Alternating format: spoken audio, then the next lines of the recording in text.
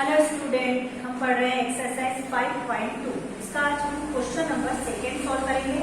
इसके पहले की वीडियो में मैंने आपको क्वेश्चन नंबर 1 सॉल्व किया था और रेशनल नंबर्स क्या होते हैं, उसकी क्या प्रॉपर्टी होती है, ये एक्सप्लेन की थी। ओके, तो रेशनल नंबर्स क्या होते हैं, जिसको p बाई क्यू के फॉर्म में लिखते हैं, उसको क्या बोलते हैं, हम उसको रेशनल नंबर्स। तो उसी पे बेस्ड आपका क्वेश्चन नंबर 2 है। Now open your book, page number 41। Identify rational number for the following. Rational number की क्या प्रॉपर्टी होती है, क्यू p बाई क्यू के फॉर्म में होते हैं और q is not equal to 0, but उसका डिनोमिनेटर 0 नहीं होना चाहिए। तो 6, तो इसमें रेशनल नंबर्स कौन कौन से होंगे आपके, जो रेशनल नंबर होंगे, एक तो 6 अपॉन -7, एक क्या हो जाएगा आपका 2 अपॉन -9, देन आपका क्या होगा 0 अपॉन 1 एंड एक होगा -16 अपॉन 11। ये सब कौन से नंबर है, रेशनल नंबर है। उन्होंने दिया है -7 upon 0 not rational number, 1 upon 0 not rational number, 0 upon 0 ये भी रेशनल नंबर नहीं है। क्यों नहीं है, क्योंकि उसके डिनोमिनेटर में क्या आ रहा है, 0 आ रहा है, इसलिए वो रेशनल नंबर नहीं है। Is that clear? अब इसका क्वेश्चन नंबर 3 सॉल्व करेंगे। Which of the following are positive rational numbers, मतलब कौन से इसमें पॉजिटिव रेशनल नंबर्स है। पॉजिटिव रेशनल नंबर्स आने के लिए क्या करना है, आपका न्यूमरेटर और डिनोमिनेटर दोनों के साइन इक्वल होने चाहिए। क्या होने चाहिए, दोनों के साइन सेम होने चाहिए। अगर ऊपर माइनस है तो नीचे भी माइनस होना चाहिए, ऊपर प्लस है तो नीचे भी प्लस होना चाहिए। तो आपका जो क्वेश्चन नंबर 3 इसमें 6 अपॉन 9 कैसा है, पॉजिटिव है। -7 अपॉन 6 पॉजिटिव नहीं है, क्योंकि इसमें सिर्फ माइनस का साइन ऊपर ही लगा है, तो ये राइट, ये पॉजिटिव है। -11 अपॉन -20 ये भी पॉजिटिव है, क्योंकि दोनों के साइन कैसे हैं, सेम है। 0 अपॉन 1 ये भी पॉजिटिव है। -16 अपॉन 7 ये नॉट आ जाएगा। ठीक है, इसमें दोनों के साइन सेम है, इसलिए पॉजिटिव, ये नो, ये राइट, क्योंकि दोनों के साइन सेम है, माइनस ऊपर भी है तो नीचे भी है, तो ये पॉजिटिव, ये नॉट, क्योंकि माइनस ऊपर है बट नीचे नहीं, ये पॉजिटिव, दोनों के साइन सेम है। तो आपके 3 राइट है, 2 wrong. Which of the following pairs of equivalent fractions. अब आपको चेक करना है कि जो फॉलोइंग पेयर्स है वो इक्विवेलेंट फ्रैक्शंस एक ही है। इक्विवेलेंट फ्रैक्शंस चेक करने के लिए आप क्या करेंगे,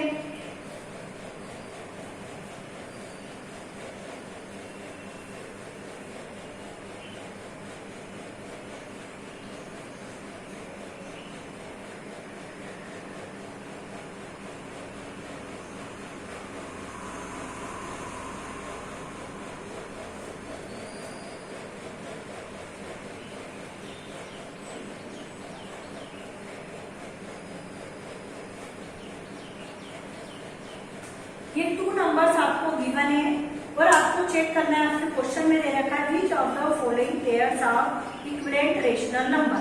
इक्विवेलेंट रेशनल नंबर एक ही नहीं, ये आपको चेक करना है। अब इक्विवेलेंट रेशनल नंबर एक ही नहीं चेक करने के लिए आपको क्या करना पड़ेगा, पहले डिनोमिनेटर का एलसीएम फाइंड कर ले। 13 8 39 का जब एलसीएम निकालेंगे तो कितना आएगा, 39 ही आएगा। 13 और 39 का एलसीएम फाइंड करो, 13 1 जा 13, 13 3 जा 39, कितना आया 39, 13 3 जा कितने हो गए 39। इसका जो एलसीएम फाइंड करा तो कितना आया 39। तो LCM of 13 and 39 equal to कितना आ गया आपका 39। अब एलसीएम फाइंड करने के बाद आपको क्या करना है, दोनों के न्यूमरेटर डिनोमिनेटर को इक्वल करना है। क्या करना है, डिनोमिनेटर, जैसे -4 अपॉन 13 है, -4 अपॉन 13 है, तो 13 की टेबल में 39 कितने टाइम्स में आता है, 3 टाइम्स में आता है। तो क्या करेंगे, 3 का मल्टीप्लाई ऊपर भी कर दिया और नीचे, तो 4 3 जा कितने हो गए 12 और 13 3 जा कितने आ जाएंगे आपके 39। ओके, तो ये आ गया 39 और इसको भी माइनस का डिनोमिनेटर है तो प्लस में चेंज करना पड़ेगा, तो -39 तो बेस थी, तो -1 का मल्टीप्लाई ऊपर भी कर देंगे और नीचे भी, तो ये जाएगा -12 अपॉन 39। यहाँ पर ऑलरेडी 39 है तो माइनस माइनस क्या हो जाएगा, ये प्लस, तो 39।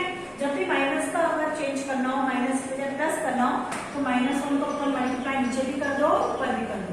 अब हम चेक कर सकते हैं, -12 अपॉन 39 आ रहा है, यहाँ पे भी क्या आ रहा है -12 अपॉन 39। ये दोनों नंबर्स कैसे आ रहे हैं, इक्वल आ रहे हैं। इक्वलेंट फ्रैक्शन है ये दोनों, ये दोनों नंबर्स कैसे आ रहे हैं आपके इक्वल आ रहे हैं, तो आप क्या बोल सकते हो -4/30 and 12/-39 are equivalent rational number. बोल सकते हैं अपन इक्विवेलेंट रेशनल नंबर है ये। कैसे नंबर है?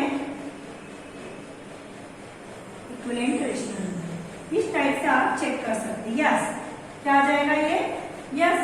तो इस टाइप से अगर क्वेश्चन आए कि इक्विवेलेंट फ्रैक्शन नंबर है कि नहीं, रेशनल नंबर है कि नहीं, तो आपको पहले डिनोमिनेटर का क्या निकालना पड़ेगा? एलसीएम। डिनोमिनेटर का एलसीएम निकाल के आप उसको क्या कर सकते हैं? सॉल्व कर सकते हैं।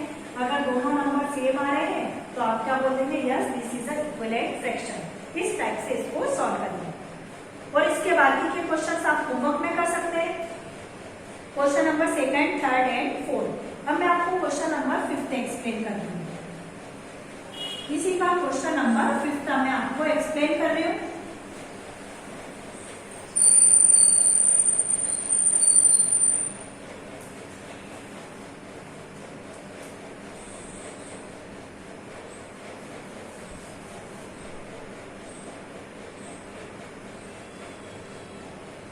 Right each of the following rational number is a standard form. इसको हमको कौन से फॉर्म में लिखना है? स्टैंडर्ड फॉर्म में। स्टैंडर्ड फॉर्म क्या होता है? जैसे -13/65। अब -13/65 को स्टैंडर्ड फॉर्म में सॉल्व करने के लिए पहले इसको सिंपलेस्ट करना पड़ेगा हमको। कौन से फॉर्म में राइट कर देंगे हम इसको? सिंपल फॉर्म में।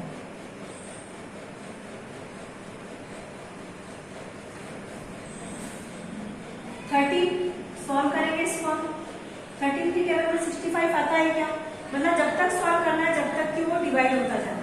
5 टाइम्स आता है तो इसको कैंसिल करेंगे। 13 × 30, 13 5 65। तो इसका आंसर क्या आ जाएगा? -1/5। तो हमारा आंसर क्या हो जाएगा? -1/5। ये इसका क्या हो गया? Simplest form. इस टाइप से आप कोई सा भी क्वेश्चन इसका सॉल्व कर सकते हैं। जो भी क्वेश्चन है उनको क्या करना है? आपको डिवाइड करते जाना है जब तक कि वो डिवाइड न हो जाए। जैसे क्वेश्चन नंबर 2, इसको आपको स्टैंडर्ड फॉर्म में करना है। तो माइनस से माइनस क्या हो जाएगा? कैंसर। बचा क्या? 9/60। 9 × 9, 9 7 60। तो हमारा आंसर इज 1/7। आपका आंसर कितना आ जाएगा? 1/7। तो ये और 1/7 से ज्यादा डिवाइड हो सकता है क्या? नहीं हो सकता है। तो ये इसका कौन सा फॉर्म हो गया? Standard form. कौन सा फॉर्म हो जाएगा? Standard form. इसके क्वेश्चन नंबर 3rd और 4th आपको होमवर्क में करना है। अब उसके बाद मैं आपको इसका क्वेश्चन नंबर 6 एक्सप्लेन कर दूंगी।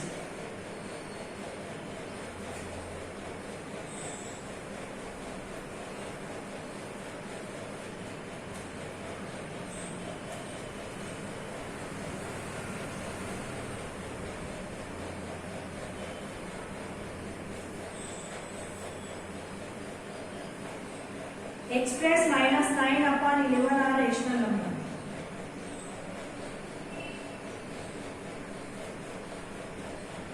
क्वेश्चन नंबर 6, न्यूमरेटर कितना लाना है आपको? इसमें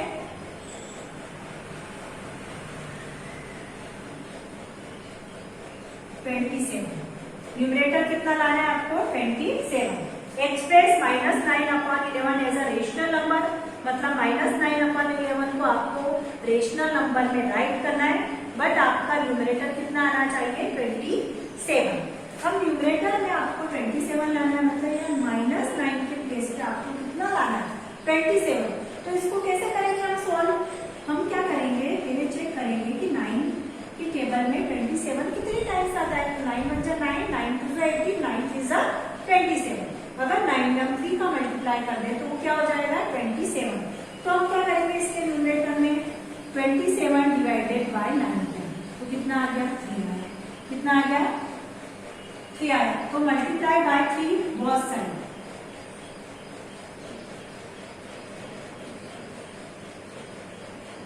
multiply by 3 both side. Both side मतलब न्यूमरेटर है डिनोमिनेटर की बात होगी ना। तो मल्टीप्लाई बाय 3 से मल्टीप्लाई करेंगे न्यूमरेटर एंड डिनोमिनेटर दोनों में। ऊपर भी करना पड़ेगा और नीचे भी। तो कितना हो जाएगा? न्यूमरेटर आपको प्लस का लाना है, प्लस 27 लाना है। कितना लाना है? तो यहाँ पर कितना हो जाएगा, -9 से मल्टीप्लाई कर रहे हैं, -3 आना चाहिए। तो -3 से ऊपर और नीचे दोनों साइड मल्टीप्लाई होगा। -3 से करना है तो माइनस माइनस क्या होगा, प्लस। 9 3 कितने हो जाएंगे, 27। 11 3 33। हाँ आप देखिए उन्होंने 27 बोला था कि न्यूमरेटर में आना चाहिए, 27 आना। तो आंसर क्या हो जाएगा आपका 27/-33। ओके, क्योंकि -9 था इसलिए -9 से इसको हम डिवाइड करेंगे, तो हमारा आंसर क्या आ जाएगा, -3। इस टाइप से आप कोई सा भी क्वेश्चन इसका सॉल्व कर सकते हैं। अब उन्होंने सेकंड क्वेश्चन में बोला है कि डिनोमिनेटर -55 आना चाहिए, तो अब डिनोमिनेटर से कर सकते हैं इसको डिवाइड। किससे कर सकते हैं, डिनोमिनेटर से कर सकते हैं। मैं डिनोमिनेटर से कैसे करते हैं सॉल्व करना बता रही हूँ आपको कि डिनोमिनेटर से आप कैसे करेंगे। अब डिनोमिनेटर में आपको 55 लाना है। डिनोमिनेटर में कितना लाना है आपको,